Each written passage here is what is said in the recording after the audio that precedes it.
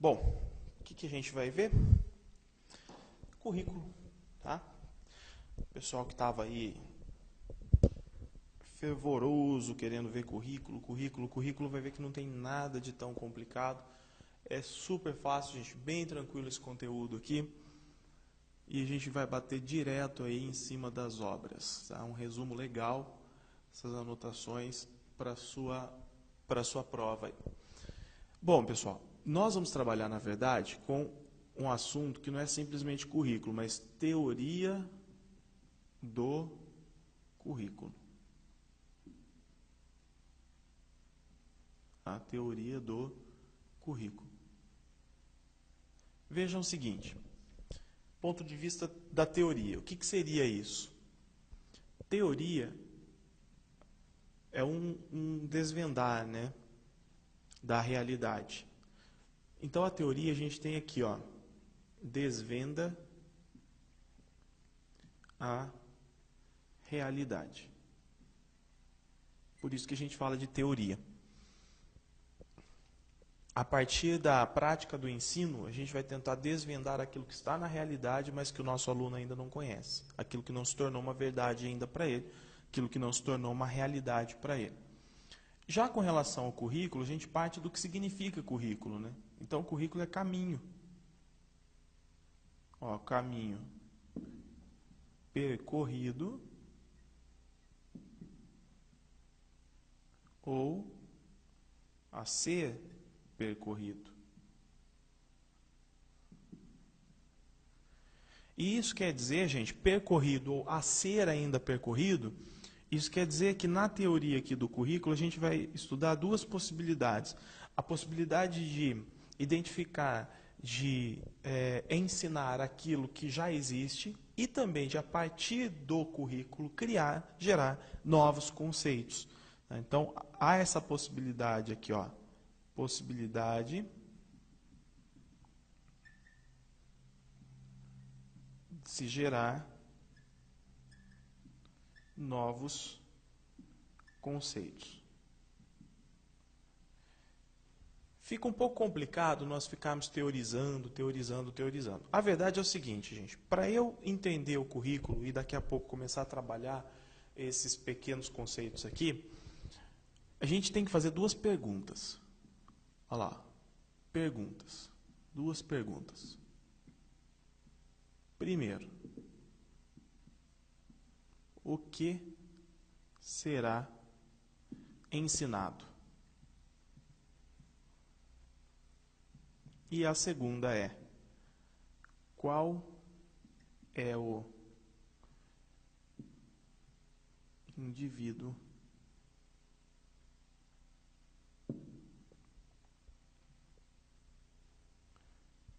que eu quero para a sociedade? Ou seja, para cada sociedade eu quero um perfil diferente.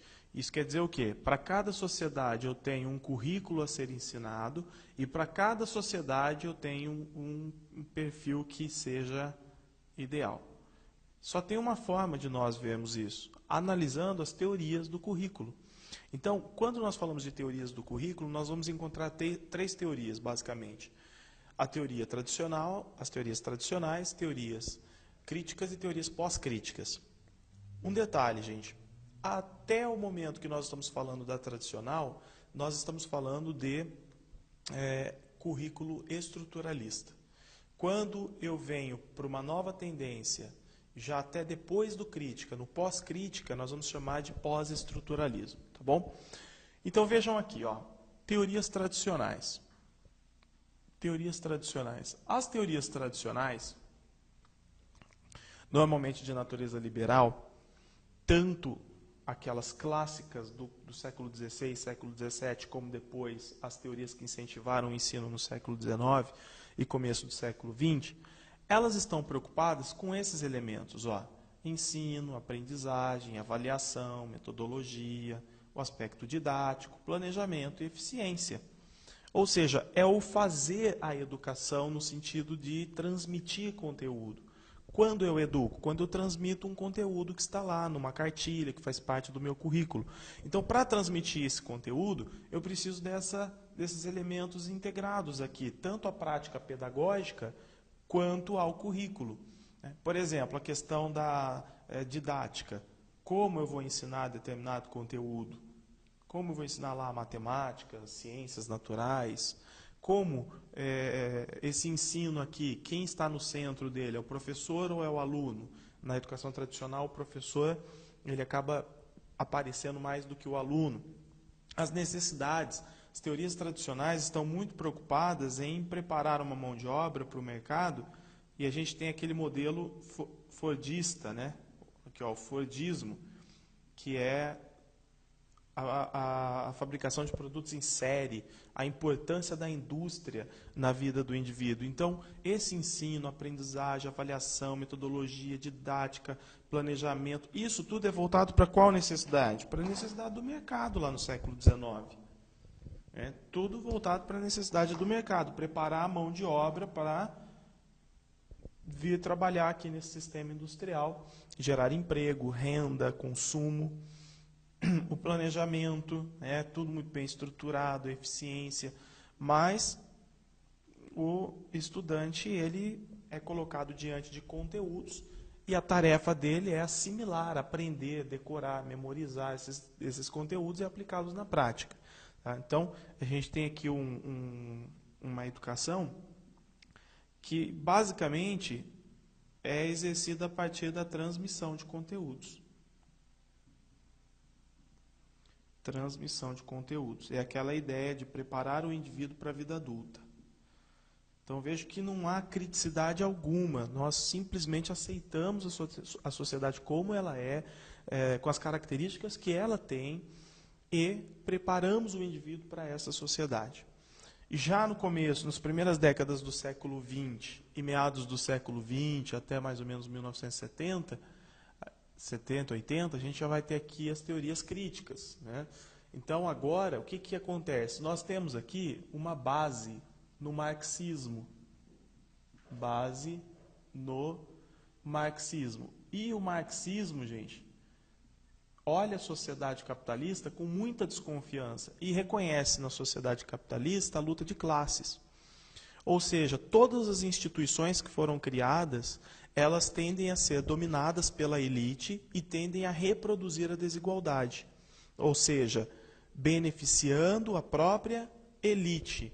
Então, base do marxismo. Como, ao ter base no marxismo, nós vamos analisar aqui a disputa pelo poder, as desigualdades sociais, o que a educação agora, essas escolas, essas teorias críticas vão lançar no indivíduo são dúvidas, insatisfações, indignações. Isso tudo com relação à sociedade moderna. Aquela sociedade que se põe ali nas décadas de 30, 40, 50, 60, é uma sociedade que privilegia demais as classes dominantes. Então, essa base marxista é importante. Logo, nós temos aqui elementos integrados tanto à prática escolar quanto ao currículo. Ideologia. Eu tenho, por exemplo, a ideologia do burguês e tenho a ideologia do proletário. Tá? O proletário, por exemplo, na posição lá do Paulo Freire. Paulo Freire vê a classe popular como oprimida. Então, esse oprimido, ele precisa se identificar ali como oprimido. Ele precisa perceber que ele está sendo oprimido. E, a partir de então, iniciar a sua revolução, a sua emancipação, que só é possível a partir da escola, da educação.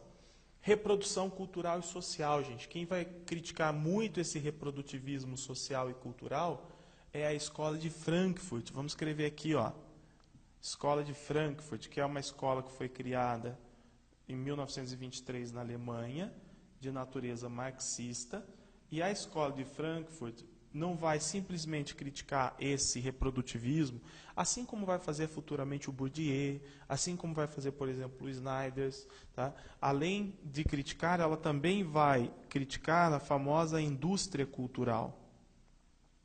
Ou seja, toda a cultura que era então, que significava até então a expressão da realidade a partir da arte, que é o sentido da cultura, ela vai se tornar agora um objeto a ser vendido e consumido pela massa, Quanto mais for consumido, melhor para o burguês que lucra mais a partir da cultura.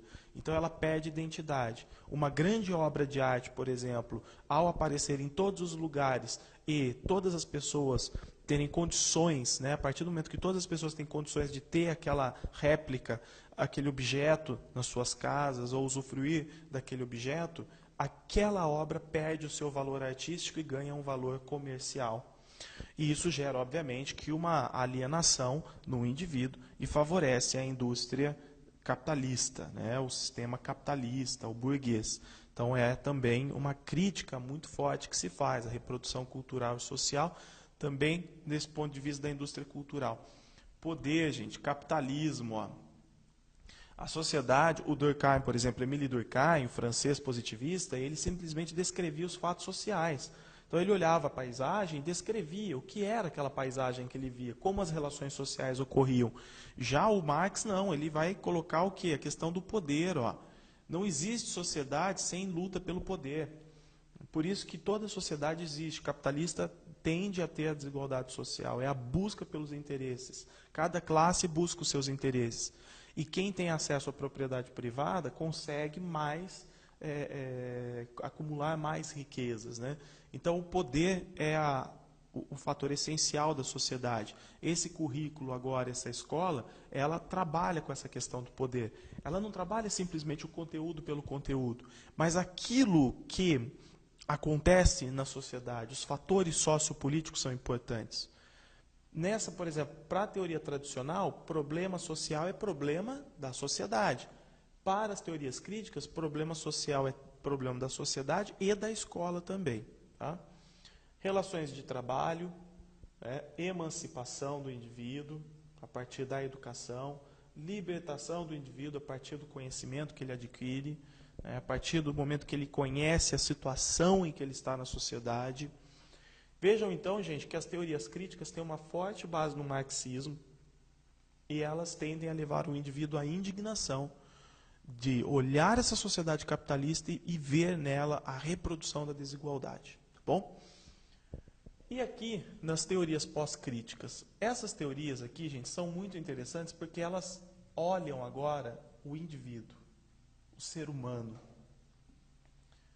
Indivíduo, ser humano, os grupos sociais. Aqui a preocupação dela, ó, os grupos sociais. Essa teoria pós-crítica ela está preocupada em efetivar direitos, em fazer com que todos os grupos, por menores que sejam, tenham condições também de alcançar seus direitos, de usufruir de seus direitos. Então nós temos aqui, por exemplo, a questão da identidade. Ó. Então a teoria pós-crítica ela vai incluir no currículo a questão da identidade. Quando eu pergunto, por exemplo, qual é o indivíduo que eu quero para a minha sociedade? Se eu for pensar nessa sociedade atual brasileira, essa identidade, ela visa, o currículo ele visa qual identidade? Do indivíduo autônomo, emancipado, tranquilo. Do indivíduo competente, capaz, preparado para o mercado de trabalho, mas principalmente do cidadão que sabe conviver com outros grupos, que sabe, inclusive, tolerar a partir da compreensão. O indivíduo, gente, que tem como característica a alteridade, como capacidade, né, a alteridade, que é de se posicionar, olhar os fatos na visão do outro. Então, se eu vejo, por exemplo, o indivíduo que passa necessidades sociais, eu tenho que ter a sensibilidade e a competência de ver a vida do ponto de vista dele, para saber o que ele, de fato, sofre, como é a vida dele, e não simplesmente julgar, emitir juízos de valor, de forma até preconceituosa, sem conhecer aquela realidade vivida por uma determinada pessoa. Reconhecimento das diferenças, ó. Então isso aqui é fruto de uma sociedade democrática que quer agora preservar a heterogeneidade, preservar o multicultural, né? Um negócio muito importante, gente, né? Para os pós-críticos, saber é poder, né? Então nós vivemos a era da informação. E na era da informação, o saber está intimamente ligado ao poder. Isso quer dizer o quê? Isso quer dizer que o indivíduo tem que ser alfabetizado e instruído. Tem que ser. Não tem como. Se ele não for alfabetizado e instruído, ele não tem condições de viver a era da informação. Vou melhorar isso aqui, gente. Está meio feio aqui. Então, ó, era da informação.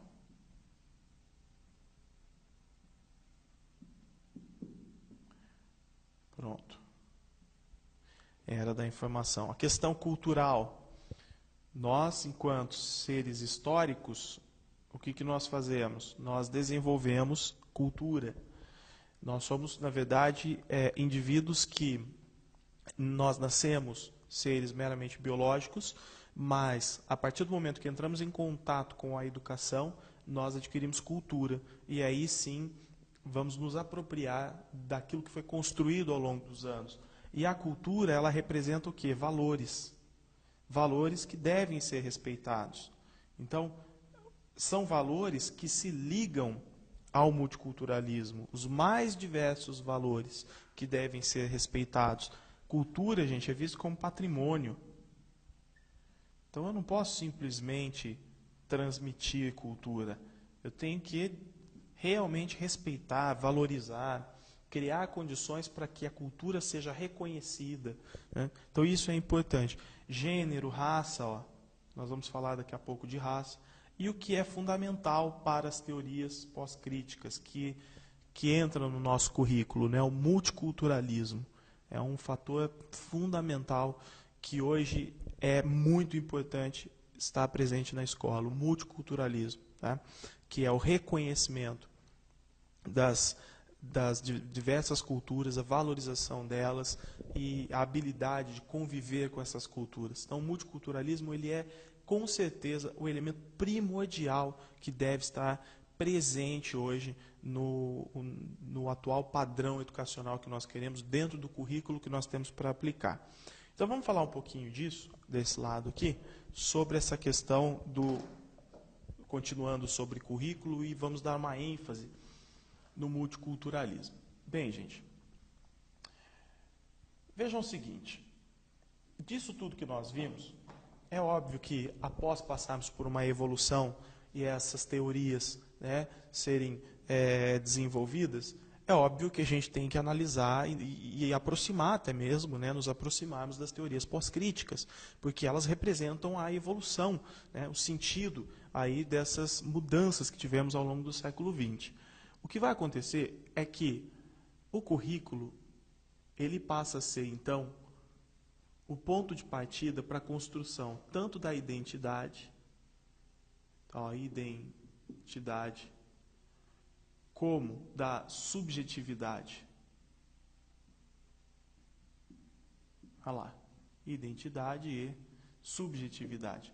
Uma coisa muito importante, gente, da subjetividade. O professor, vejam, eu sou professor, eu também tenho uma vida extra-classe, eu também sou eleitor, eu também leio jornal, eu também passo por momentos diversos. É óbvio que, quando eu estiver lecionando lá na sala, eu vou dar a minha opinião. A subjetividade do professor é elemento crucial dentro da sala de aula, né? Então, a subjetividade, ela representa o quê? A opinião. Tá? Ela representa a opinião. Só que essa opinião só é bem-vinda para a prática, dentro principalmente de sala de aula, se junto com ela também vier a ética e o conhecimento. Então, opiniões sensacionalistas ou críticas abusivas, isso não representa a subjetividade do professor.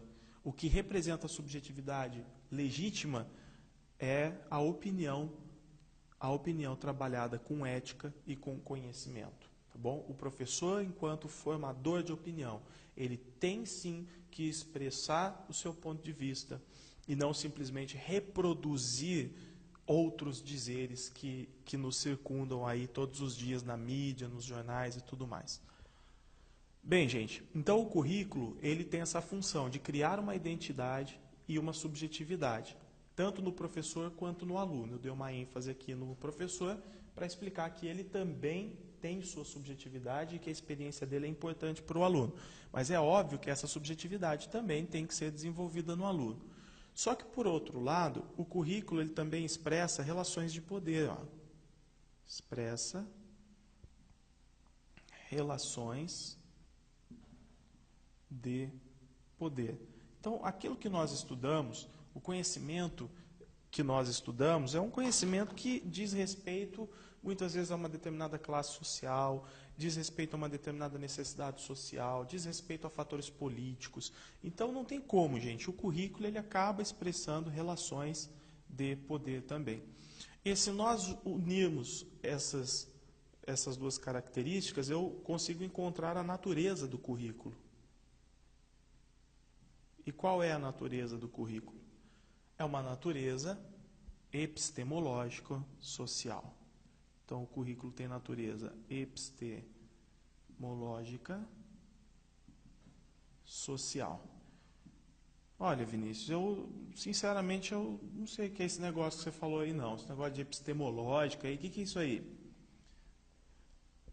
É muito fácil, gente. Vem de episteme. Episteme significa conhecimento fundamentado, razão, ciência. Então, tudo aquilo que nós ensinamos para os nossos alunos tem uma natureza epistemológica, tá? Tudo aquilo que está no currículo enquanto disciplina. Por exemplo, a matemática. Aquilo que eu ensino de matemática, o conteúdo de matemática que eu ensino para o meu aluno, eu só estou passando para ele porque é um assunto já comprovado, cientificamente comprovado. Então, ele tem natureza epistemológica. Isso quer dizer o quê? Que a função do currículo, o currículo, né, todos aqueles conteúdos que nós trabalhamos nas escolas com os alunos, eles existem e é possível que sejam repassados porque foram cientificamente analisados, tidos como conteúdos verdadeiros e importantes para a vida dos aprendizes, tá bom? Para a vida dos alunos. Por isso que tem uma natureza epistemológica. Só que ele não pode se dissociar das questões políticas da sociedade. Por isso que ele tem uma natureza epistemológica e também social, ou seja, o social refere-se ao aspecto político do currículo. Aspecto político das relações de poder. Então, quando eu estou ensinando, por exemplo, falando sobre o capitalismo para o meu aluno, além de passar, né, todos aqueles conteúdos, os tipos de capitalismo, passar as características, falar, por exemplo, do nascimento, do surgimento do sistema econômico e tal, eu tenho que também falar dos reflexos que ele causa, tanto do reflexo que ele causa da contribuição com a formação das camadas mais ricas, como também com a desigualdade social que ele gera. Tá? Então, não tem como nós trabalharmos teorias pós-críticas sem fazer uma reflexão política também, ou adequar ou relacionar, contextualizar o meu conteúdo com questões políticas. Bem, pessoal, o que nós vamos entrar aqui? Multiculturalismo. Tá? Então, a gente precisa estudar aqui o multiculturalismo. Com certeza isso aqui vai estar na sua prova. E quando eu falo em multiculturalismo, eu posso já falar para vocês que o multiculturalismo ele trava aí um conflito, né, com a homogeneização cultural. A homogeneização cultural. Bem, multiculturalismo é o ideal, é aquilo que nós queremos para a sociedade. Tá? Então, é o ideal. Sociedade multicultural, e isso leva à democracia, isso leva ao respeito, ao fim das guerras, não é? Ou seja, à paz, ao desenvolvimento, ao progresso. Então, é o ideal que nós queremos, o multiculturalismo, a convivência das culturas, troca de experiências e tudo mais. Já a homogeneização, ela tem uma característica mais econômica, ela está ligada mais à questão econômica, a globalização, está ligada à mídia, capitalismo,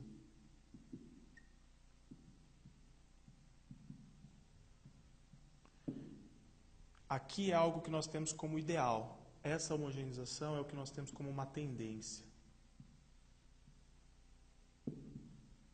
E aí nós podemos presenciar esse conflito, né? Eu, na escola, o que eu estou ensinando para o meu aluno? Eu estou ensinando ele preservar o multicultural, respeitar outras culturas, valorizar, ser, inclusive, curioso, né, com relação às outras culturas.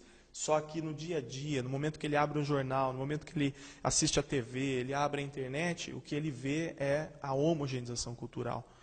A vida dos artistas sempre sendo mostrada como o que tem de ideal para o indivíduo, né? O que tem de melhor, onde todos deveriam estar, o que todo mundo quer, é a garota que quer ser atriz, é o rapaz que quer ser jogador de futebol, porque a vida é fácil, ganha dinheiro, tudo é muito belo, é bonito. Então, isso aqui, na verdade, está vendendo marcas, né? Está vendendo marcas, patrocínios, está vendendo slogans, padrões de vida, e isso aliena a sociedade. A verdade é que a homogeneização cultural aliena a sociedade porque ela, na verdade, não é cultural.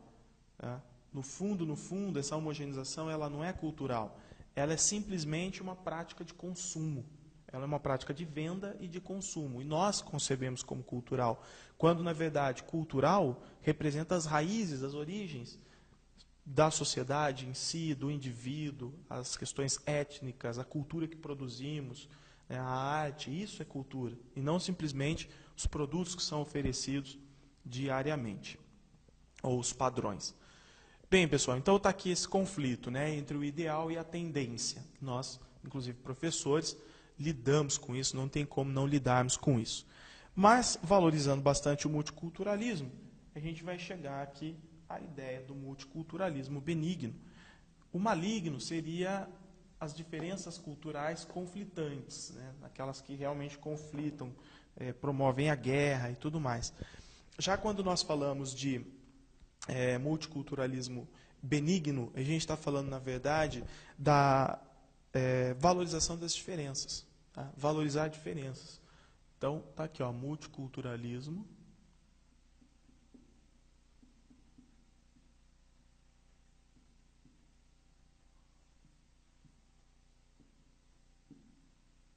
benigno. Valorização das diferenças. Como eu falava para vocês na aula anterior aí, sobre em uma das aulas aí eu falo para vocês sobre a questão, acho que é inclusão, sobre a questão da identidade. Gente, a sociedade, o ser humano, ele nasceu para ser diferente. O ser humano não nasceu para ser um igual ao outro. Ele nasceu para ser diferente. Então, cabe a nós, indivíduos em sociedade, reconhecermos as diferenças como algo natural.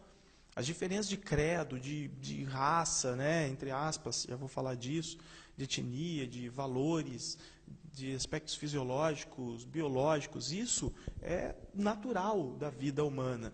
Então, a valorização das diferenças é, na verdade, um respeito ao ser humano enquanto ser humano. Por exemplo, não tem como nós falarmos em direitos humanos sem falarmos em diferenças, porque os seres humanos são diferentes uns dos outros. Então, só tem como respeitar os direitos humanos se primeiro eu compreender e respeitar as diferenças entre cada um. Então, o multiculturalismo benigno nos leva a isso, a valorização das diferenças. O Brasil, por exemplo, é um país pluralista, que convive e valoriza, né, a cultura estrangeira. Então, pluralista.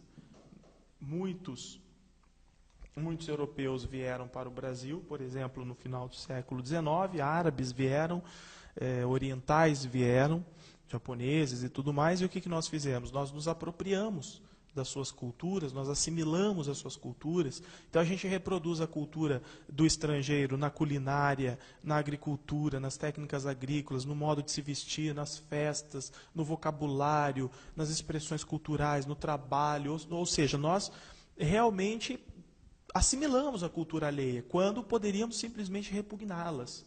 Comemoramos em 2008, festejamos os 100 anos da imigração japonesa. Isso mostra o quê? A característica pluralista do Brasil. Ou seja, aplicar o multiculturalismo no Brasil, com certeza, gente, é uma tarefa mais fácil do que fazer isso em outros países, como Estados Unidos, como Canadá, como Alemanha, como Inglaterra, como França. Nós já temos esse benefício, né, de ter formado uma sociedade desde sempre multicultural.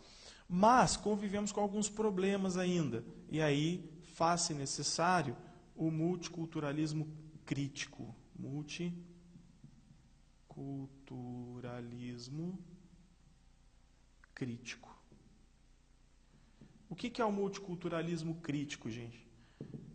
É aquele multiculturalismo que invoca o diálogo. Ou seja, sem o diálogo entre as culturas diferentes, entre as etnias diferentes, não é possível nós eliminarmos as desconfianças. Então vejam, ó, o diálogo, vou colocar em preto aqui, ó.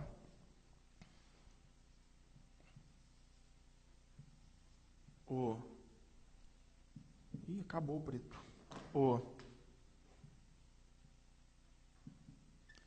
O diálogo é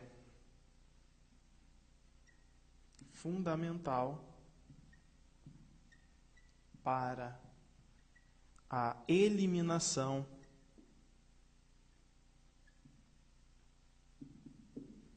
das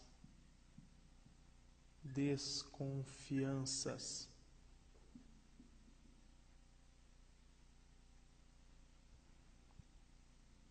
Entre povos de culturas diferentes. Tá? Então, o diálogo é fundamental para isso. Cabe à escola o quê, gente? A escola, nesse caso, não tem como simplesmente incluir o tema multiculturalismo no currículo. Não basta. Ela tem que trabalhar situações em que o diálogo seja uma realidade, uma prática efetiva. Então, nós temos um grande exemplo no Brasil. Então, aqui no Brasil, nós temos um grande exemplo, que é a questão do negro. O negro que no Brasil ainda, comparado ao branco, tem as piores condições sociais, vive com as piores condições sociais, temos educacionais, renda, trabalho, tudo. E o que vai acontecer? O negro, gente, ele merece uma oportunidade vinda, inclusive, do Estado e da sociedade, que crie mecanismos para que ele aproveite, né, ao aproveitar essas oportunidades, ele consiga o equilíbrio, a equalização social. Né? Então vejam o seguinte, no caso do Brasil, para nós incluirmos o negro numa situação digna, foram criadas as diretrizes. As diretrizes,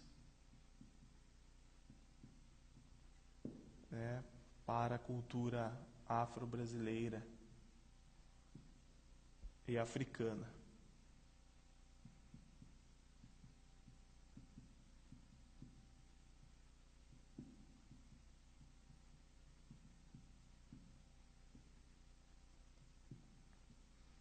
Então vejam, pelas diretrizes, o que nós temos, gente? Primeira coisa, a obrigatoriedade de se trabalhar a cultura afro-brasileira e africana no currículo brasileiro, seja em língua portuguesa, história, literatura, e outras disciplinas também. Por exemplo, no Paraná é obrigatório em todas as disciplinas.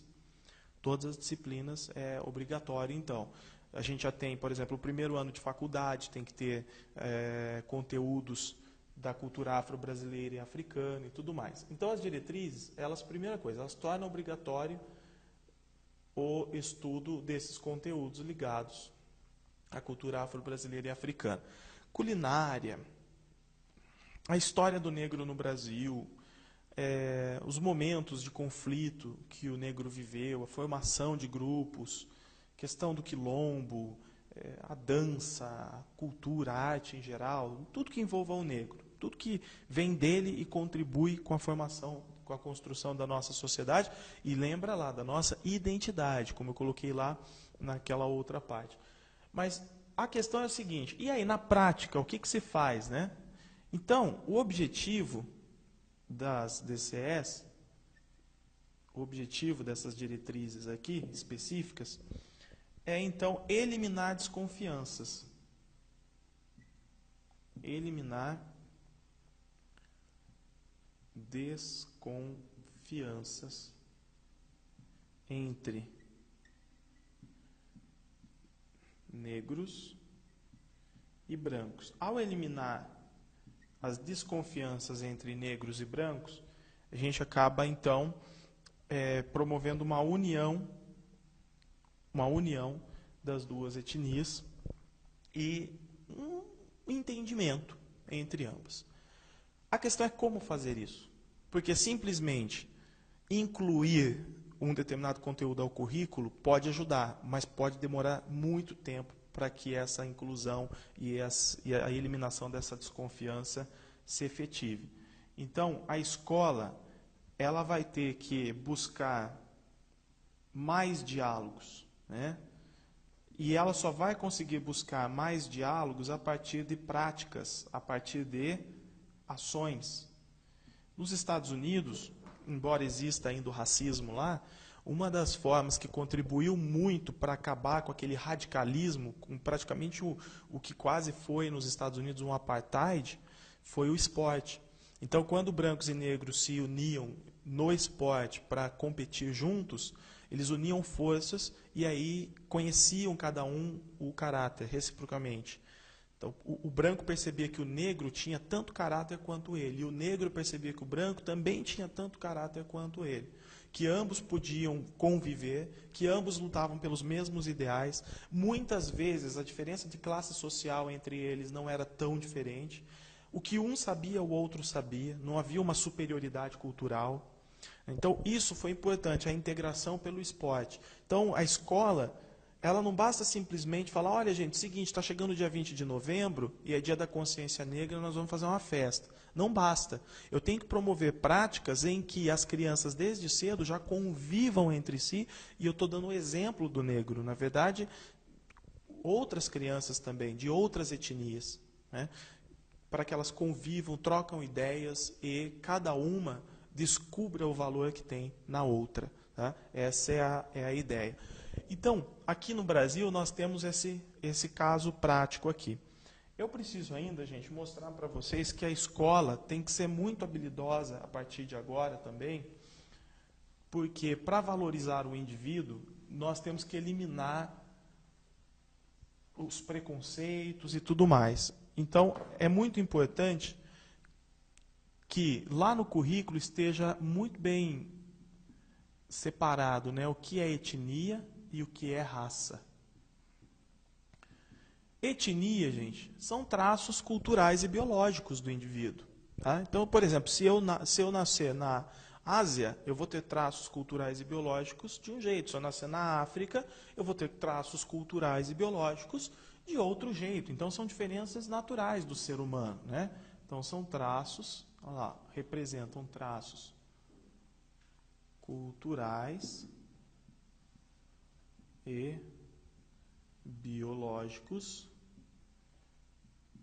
típicos de cada região do mundo.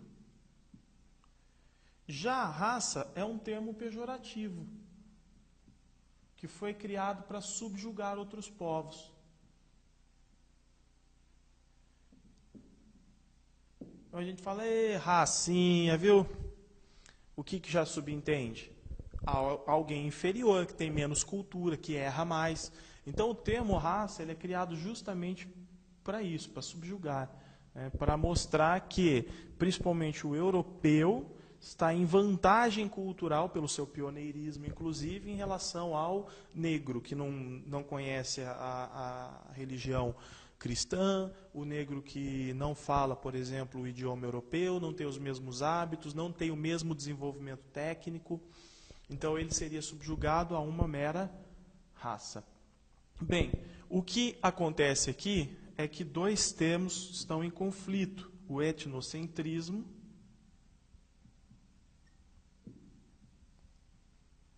e o relativismo cultural.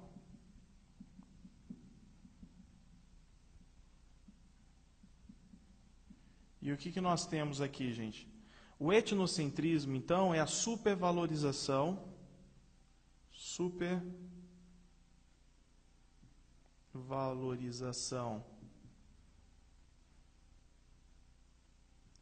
da própria etnia e subjugação da etnia alheia. Então, quando eu falo que a minha cultura é melhor, que o meu povo é o mais desenvolvido, que a minha cultura é mais coerente, quando eu padronizo isso e tenho a minha cultura como referência, então eu estou aplicando o etnocentrismo. O etnocentrismo. E, por outro lado, o relativismo cultural, gente, ele compreende as diferenças. Então, ele diz respeito aqui, ó, à compreensão das diferenças. Então, não há que se julgar uma cultura como pior ou melhor. As diferenças simplesmente existem. As culturas são simplesmente diferentes. Então, se um africano, por exemplo, tem o hábito, uma população, de cortar o clitóris da menina de 15 anos por ser uma cultura, um hábito, é uma cultura e um hábito. Não cabe a nós julgar isso. Tá? Se um determinado povo come um animal diferente ou outro, se para uma determinada população a crença religiosa ela é de um jeito ou de outro, isso é simplesmente um hábito cultural diferente. Tá? Não há que ser julgado. Então, nós temos que eliminar o etnocentrismo e temos que valorizar o relativismo cultural, de que não existe cultura melhor ou pior, mas simplesmente culturas diferentes. E, desse ponto de vista da relativização, a escola vai ter que trabalhar muito, gente, contra as ideias, por exemplo, da xenofobia. O que é xenofobia? Aversão a estrangeiro.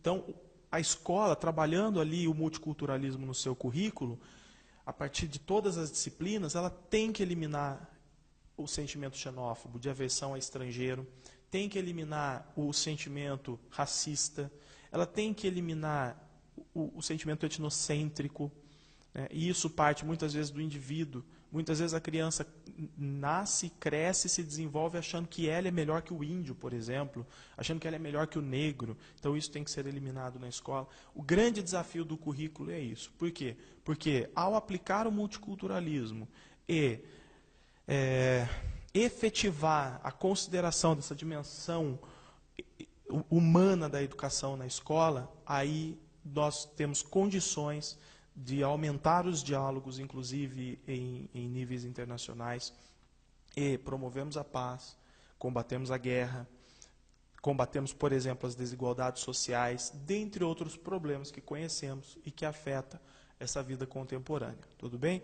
Então, multiculturalismo no currículo, eu acho que vai cair sim na prova de vocês, e isso está ligado a uma tendência pós-crítica e extremamente importante e ligada à democracia. Tá bom? Até a próxima aula, gente.